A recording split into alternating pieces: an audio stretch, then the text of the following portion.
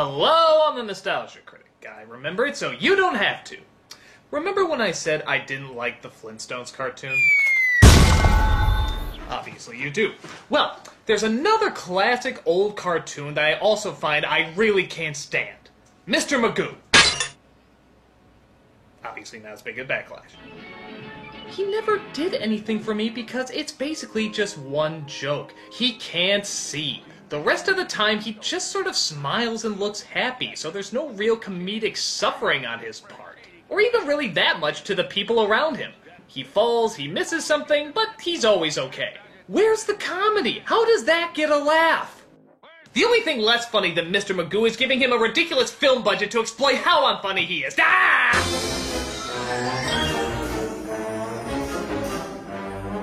If you can't see what's wrong with this flick, then you're as nearsighted as this dumbass idea. You know the term, if it's not broken, don't fix it? Well, there was a term in the 90s that went, if it's broken, Disney's found a screenplay.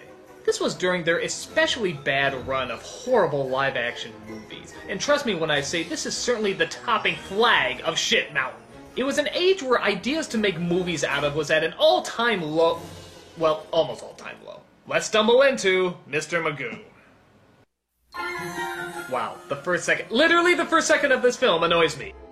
There's only 5,492 to go. Good night, Mrs. Winterbottom. Ugliest hairdo I've ever seen. I guess it figures that we start off on the cartoon during the credits, but honestly, it's kind of distracting that while Leslie Nielsen stars as Magoo in the movie, he doesn't do his voice in the credits. I know it's a nitpick, but it just sort of emphasizes the direct side-by-side comparison of how much these two don't have in common. It's like if in a Popeye movie they start with a cartoon and the original voice, but then suddenly cut to someone completely different. Yo, I'm Popeye and shit. We do finally get the live-action version starring the late Leslie Nielsen, who's apparently a rich canned vegetable entrepreneur, God, there's so many, who donated a museum wing to a rare ruby. It's exquisite. No, actually it's corundum. What the hell is that woman wearing? Remind me who the nearsighted kook is in this movie? Her hat looks like a cartoon iris that got stuck halfway through. Yeah, what the fuck sauce? We see Magoo look around the museum while... Oh, he mistook something for something else. Well, let's hope that joke doesn't get old real quick. Oh my gosh. Would you look at that? What? And no, your eyes aren't as bad as his. That is, in fact, Jennifer Gardner. Pre-career, obviously. I am Stacy Sempanahoditra. This is my nephew, Waldo. Waldo Magoo. It is an honor. Oh god, what ethnicity do they have her mocking? With the vague accent, the weird hair, that Chinese Cracker Jack sailor suit. It's like the Kwisatz Haderach of stereotypes. It insults all races at once. May all of the exhibits in this hall shine with the light of human knowledge. He tries cutting the ribbon, but ends up cutting an electrical cord. And tell me if this scene looks more cutesy or horrifying.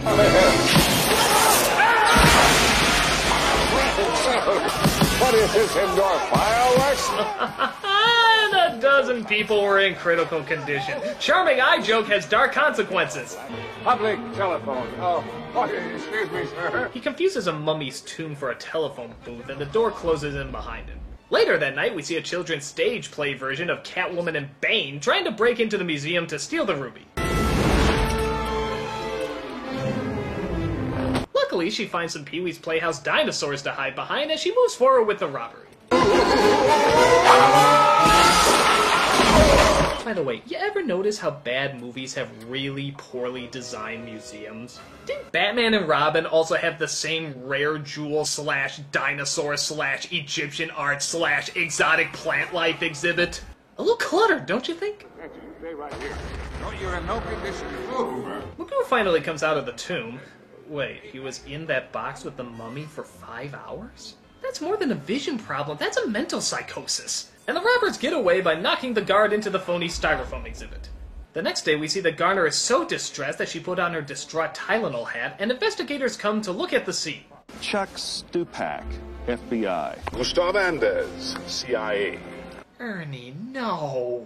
God damn it, I'm sick of you showing up and shit! You're a good actor, you have style and class. Please tell me you're doing stage work somewhere, I'll gladly see it just to apologize for the fact that you're in this dick demon! The CIA has no jurisdiction on American soil. This could very well become an international incident. Not if you don't get in my way, fancy pants. Oh no, no. You did not just Ernie Hudson! Okay, you say that for a Chris Tucker, not an Ernie Hudson! Ernie, get him!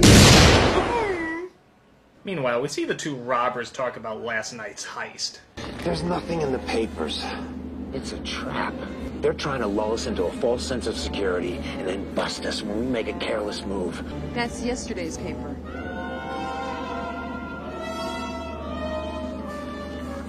That's right, folks. You just witnessed a film where they actually played the wah-wah-wah music. Little known fact, the composer actually killed himself 3 minutes later after being forced to write that piece.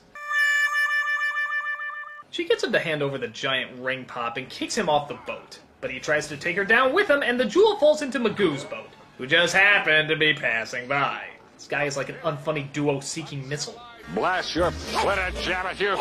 They hope they can get back at the opera that night, where Magoo is not only attending, but also performing?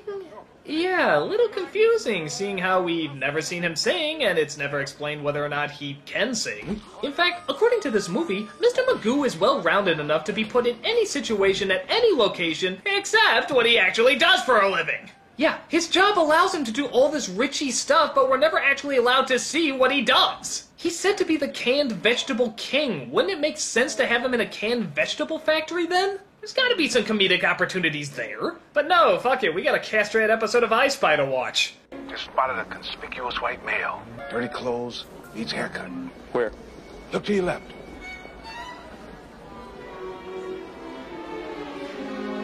Oh snap! You just got HUD!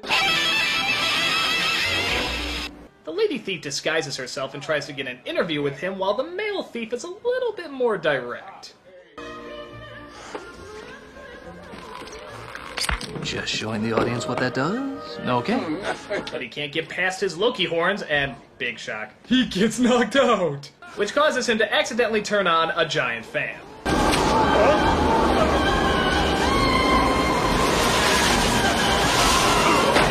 Yeah! Because if there's anything every opera performance needs with the sensitivity of the singer's voices, it's a giant, loud, hard-to-control wind machine! Why don't all opera houses have this?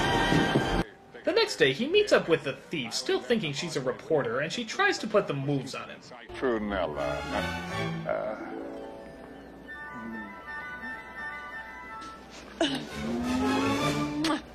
You know, this film is so dull and useless. I'm actually more interested in the backstory of the fish. Did he have a good life? Do you think his family appreciates what the sacrificing of his body is going to? Well, did you see what they did with Howard's body?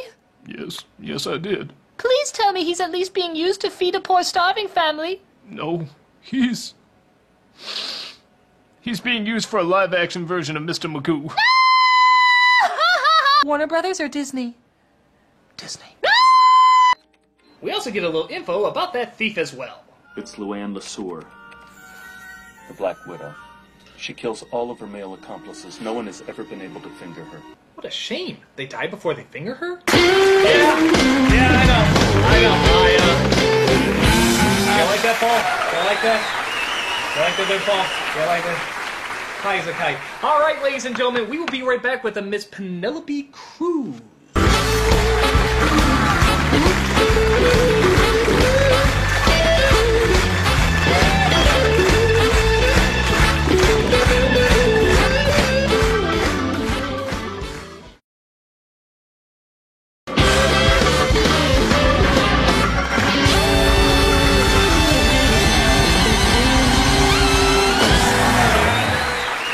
Gentlemen, my next guest has been in such movies as Vanilla Sky, Pirates of the Caribbean, On Stranger Tides. What the fuck am I doing? Back to the movie! We see Magoo's nephew is getting friendly with Garner as he takes her out to get her dressed as Bozo the Clown's underwear. Your government thinks Mr. Magoo stole the Star of Kuristan. And you? Do you think he did it? Waldo, I need your help. Every time I see her, I'm insulted. I just don't know who I'm insulted for. What's that country Balkia was from? Meepos? Yeah, I'm insulted for Meepos. Finally, an ethnicity I can identify as being defaced. Just throw Jeff Dunham or Carlos Mencia in there and the trio of unfunny bad taste will be complete. So while everyone tries to break into his house and find the ruby, Magoo tries his best to rip off the Mr. Bean cooking scene.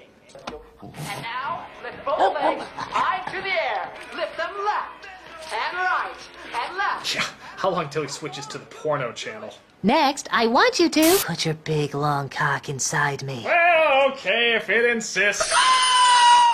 Lift those legs high into the air and dance. Come on, get your rear into gear. Do you think the chicken had a good life? Do you think his family appreciates what his body is being used for? Did you find Daniel's body? Yes. So, are they putting him to good use? Well, you see, Disney... The male thief grabs the jewel and drives off, leaving the rest of them to drive a giant eggplant. What? Yeah, a giant eggplant. No, you didn't smoke anything, because that would mean I would have had to have smoked it too. This is the closest connection to his job that we ever get. Apparently it's part of an eggplant delivery service. Well, no wonder he's so friggin' rich. With fucking ingenious ideas like that, I'm surprised Steve Jobs never picked this guy up. Eggplant delivery service, they're fucking inspired. I haven't been this impressed with an idea since a patient at the mental ward asked me if I wanted to buy a clown. The thief gets away, but the woman convinces them that she's working for the FBI, and that she knows that the jewel's going to be auctioned off by a crime lord. Every billionaire gangster in the world is coming, except the most powerful of them all, Ortega Peru, the piranha. No one's ever seen him.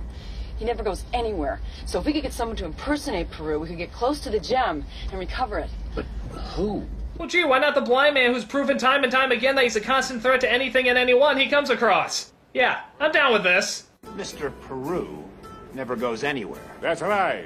I never go anywhere. So when I go somewhere, everyone thinks I am nowhere when I'm really there. So they're under the impression that mobster billionaires are bad Guido Sarducci impersonators? To be made a saint in the Catholic Church, you have to have 4 miracles. I understand that 2 of them was card tricks. And now we take a look at just who's running this so-up. Malcolm McDowell.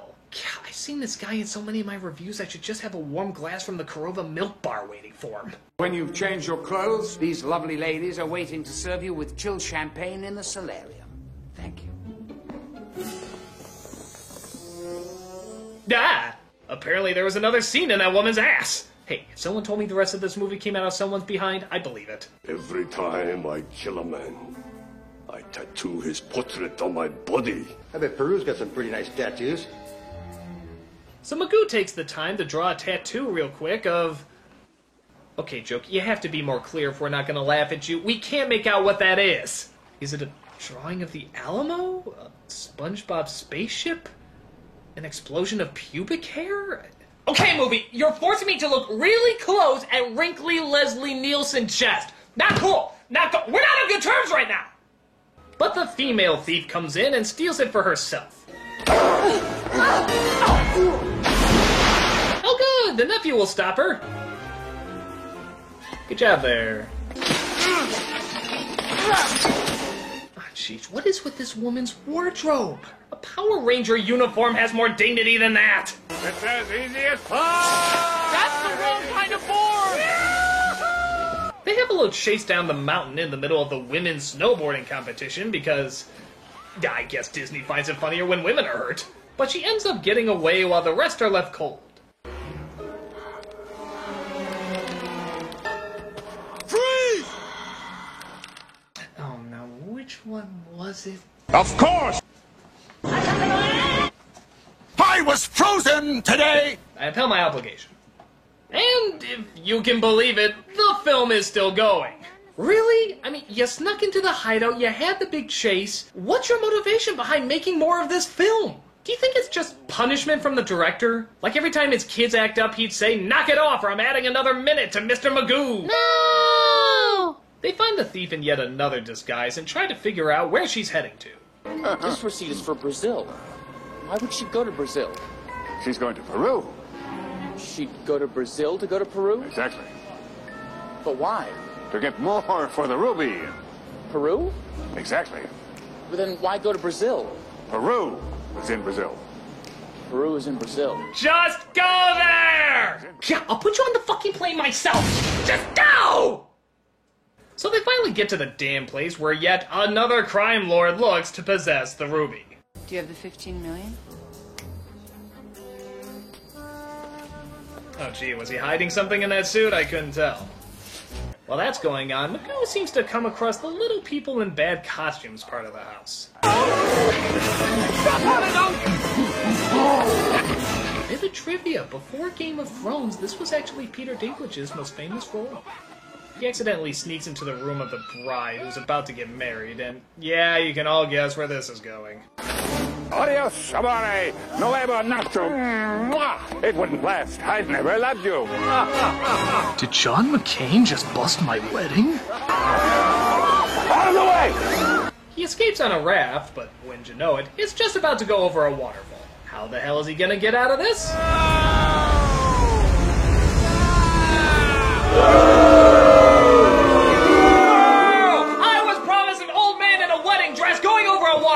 This opportunity will never happen again! You deliver! They get the jewel back, the nephew and the stereotype get together, we cut back to the shitty cartoon this was based off of, and get a load of this. We get a disclaimer at the end saying that the film was never meant to insult anyone with poor eyesight. First of all, if you're going to apologize to anyone, apologize to the audience who now have to cut their dicks off in order to feel something. Second, if you're going to say something to the visually impaired, don't write it in tiny lettering that they probably can't read! Mr. Magoo the cartoon isn't funny, Mr. Magoo the movie isn't funny, Mr. Magoo is not funny! It's poor slapstick with a shoddy script and characters that aren't even attempted to be made interesting. Once in a while there's a good stunt, but when you put a painfully obnoxious cartoon sound effect over it, it loses all comedic value. I wish I was as blind as a bat, so I wouldn't have to see this stupid-ass piece of shit! If you'll excuse me, I'm gonna do the worst thing I can think of. Bludgeon an old blind man to death! I'm the Nostalgia Critic, I remember it, so you don't have to! It's time for another day of doing nothing at the canned vegetable factory. Alright, you old bastard, you're gonna pay for that movie! What do we have here? Looks like the Nostro Critic. Hey! What? No, didn't think I could see, did you? I'm just playing it up for the handicap sticker in my car. I can see everything. Perfect 20/20 vision. I can even see the blood as it spurts out your nose. There it is. Delicious, yummy blood. Most people don't know that I'm actually quite a psychopath. They call me crazy, Mr. Nostro Critic. But would a crazy man strangle an orphan girl because he thinks she's queen of the moon people? Yes, yes he would. What do we have here? It's a pitchfork with your ass's name on it. Here, let me give it back to you. You like that? Say bye. No one has ever been able to finger her.